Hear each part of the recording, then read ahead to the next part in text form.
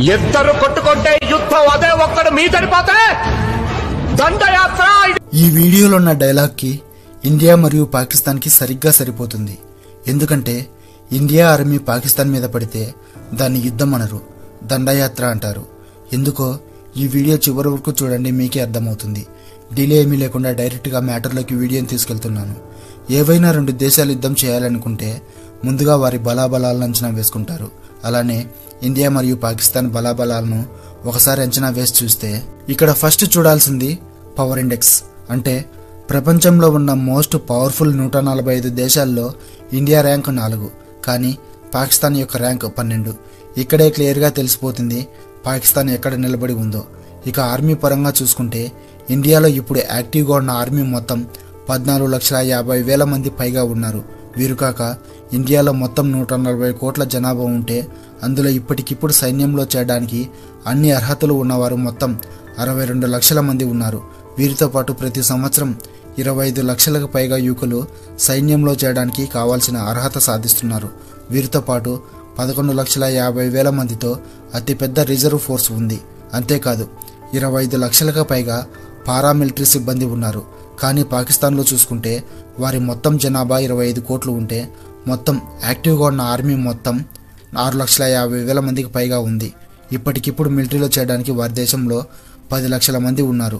దీంతో పాటు 5,50,000 మంది రిజర్వ్ ఫోర్స్, అలాగే 5,50,000 మంది పారామిలిటరీ సిబ్బంది ఉన్నారు. ఈ నెంబర్స్ వినగానే తెలుస్తుంది ఇండియా ఆర్మీ బలం ముందు పాకిస్తాన్ బలం ఎంత మాత్రం ఉంది అనేది.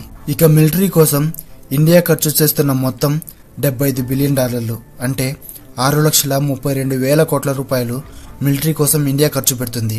ఇది 4-5 రాష్ట్రాల బడ్జెట్తో సమానం. ఇక పాకిస్తాన్ మాత్రం కేవలం $7 బిలియన్ మాత్రమే మిలిటరీ కోసం ఖర్చు పెడుతుంది. అంటే దాదాపు 60,000 కోట్ల రూపాయలు ఖర్చు పెడుతుంది. దీన్ని బట్టే తెలుస్తుంది పాకిస్తాన్ వాపును చూసుకుని బల్బు అనుకుంటుందని. ఇక మిలిటరీ తర్వాత దేశ రక్షణలో ప్రముఖ పాత్ర వహించేది ఇండియన్ ఎయిర్ ఫోర్స్. ఇక ప్రపంచంలో మోస్ట్ పవర్ఫుల్ ఎయిర్ ఫోర్స్ ఉన్న దేశాల్లో ఇండియా 4వ స్థానంలో ఉంది. మొత్తం 2,229 విమానాలు ఇండియా దగ్గర ఉన్నాయి. వాటిలో 513 యుద్ధ విమానాలు, 130 ప్రత్యేక దాడి విమానాలు, 899 హెలికాప్టర్స్ ఉన్నాయి. కానీ పాకిస్తాన్ దగ్గర కేవలం 1,399 విమానాలు మాత్రమే ఉండగా అందులో 328 యుద్ధ విమానాలు ఉన్నాయి, 90 దాడి విమానాలు ఉన్నాయి, 373 హెలికాప్టర్స్ ఉన్నాయి. ఇక్కడ మాత్రం పాకిస్తాన్ కొద్దిగా ఇండియాకు పోటీ ఇస్తుంది. ఇక యుద్ధ ట్యాంకుల్లో విషయానికి వస్తే ఇండియా దగ్గర 4,200 మిలిటరీ ట్యాంక్స్ ఉన్నాయి. పాకిస్తాన్ దగ్గర 2,627 మాత్రమే ఉన్నాయి. సాయుధ వాహనాలు అంటే యుద్ధానికి కావలసిన వెపన్స్ లాంటివి మోసుకెళ్లే వాహనాలు ఇండియా దగ్గర 1,48,594 ఉండగా పాకిస్తాన్ దగ్గర 17,516 మాత్రమే ఉన్నాయి. పాకిస్తాన్ కనీసం ఇండియాకి దరిదాపుల్లో కూడా ఇక్కడ లేదు. ఇక నావల్ ఫోర్స్ లోనూ ఇండియా పాకిస్తాన్ ను చాలా డామినేట్ చేస్తుంది. మొత్తం 293 నౌకలతో భారత నౌకాదళం చాలా పటిష్టంగా ఉంది. పాకిస్తాన్ దగ్గర కేవలం 121 నౌకలు మాత్రమే ఉన్నాయి. ఇండియా దగ్గర 2 విమానాలను మోసుకెళ్లే నౌకలు ఉన్నాయి. అలాగే 18 జలాంతర్గాములు ఉన్నాయి. కానీ పాకిస్తాన్ దగ్గర ఒక్కటి కూడా ఇలాంటి నౌకలు లేవు. వీటితో పాటు ఇండియా దగ్గర 15 యుద్ధ నౌకలు, 135 గస్తీ నౌకలు ఉన్నాయి. ఇక్కడ క్లియర్గా ఒకటి అర్థమవుతుంది, ఇండియన్ నావల్ ఫోర్స్తో పోల్చుకుంటే పాకిస్తాన్ నావల్ ఫోర్స్ చాలా చాలా వీక్గా ఉంది అని. ఒకవేళ యుద్ధం కనుక వస్తే విమానాలకు, యుద్ధ ట్యాంకులకు, యుద్ధ నౌకలకు ఆయిల్ ఫీడ్ చేయడానికి మన దేశం ప్రతిరోజు 8 లక్షల బ్యారెళ్ల ఆయిల్ని ప్రొడ్యూస్ చేస్తుంది. కానీ పాకిస్తాన్ కేవలం 1,00,000 బ్యారెల్ ఆయిల్ మాత్రమే ప్రొడ్యూస్ చేస్తుంది.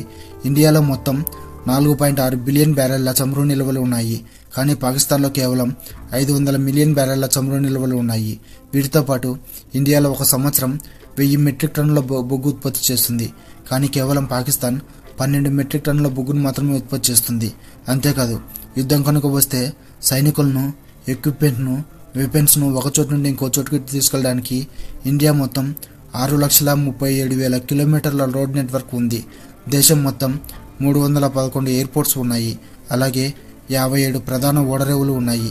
కానీ పాకిస్తాన్లో మాత్రం 2,64,000 రోడ్ నెట్వర్క్ ఉంది. కేవలం 116 ఎయిర్పోర్ట్స్ ఉన్నాయి. ఇక ఓడరేవులు కేవలం 3 ఉన్నాయి. ఇండియాకి మొత్తం 7,000 కిలోమీటర్ల తీర ప్రాంతం ఉంది. పాకిస్తాన్కు మాత్రం 1,046 కిలోమీటర్ల తీర ప్రాంతం మాత్రమే ఉంది. ఒకవేళ యుద్ధం వస్తే ఈ తీర ప్రాంతం చాలా కీ రోల్ ప్లే చేస్తుంది. ఇక ఎకనామిక్ పరంగా చూసినా భారతదేశం పాకిస్తాన్ కంటే చాలా అంటే చాలా మెరుగ్గా ఉంది. మన దేశం ఆర్మీ మీద ప్రతి సంవత్సరానికి 6,32,000 కోట్ల రూపాయలు ఖర్చు చేస్తుంది. వెపన్స్ తయారు చేయడానికి, విదేశాల నుండి మన రక్షణ కావాల్సిన కొత్త టెక్నాలజీ కొనుక్కోవడానికి, సైనికులకు జీతభత్యాలు లాంటి వాటి కోసం ఇంత పెద్ద మొత్తంలో ఖర్చు చేస్తుంది. కానీ పాకిస్తాన్ మాత్రం కేవలం $7 బిలియన్ అంటే 60,000 కోట్ల రూపాయలు మాత్రమే ఖర్చు చేస్తుంది. ఇండియా దగ్గర మొత్తం $628 బిలియన్ పొదుపు ఉంది, అంటే 54 లక్షల కోట్ల బ్యాంక్ బ్యాలెన్స్ ఉంది. కానీ పాకిస్తాన్ దగ్గర $14 బిలియన్ అంటే 1,20,000 కోట్లు మాత్రమే బ్యాంక్ బ్యాలెన్స్ ఉంది. ఇండియాకి మొత్తం $370 బిలియన్ అప్పు ఉంది, అంటే 32 లక్షల కోట్ల అప్పు ఉంది. కానీ పాకిస్తాన్కి మాత్రం $92 బిలియన్ అంటే 8 లక్షల కోట్లు మాత్రమే అప్పు ఉంది.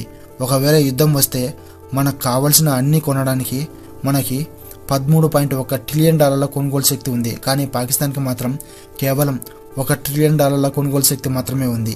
ఇక భౌగోళికంగా కూడా ఇండియాకి పాకిస్తాన్ కంటే చాలా అంటే చాలా అడ్వాంటేజెస్ ఉన్నాయి.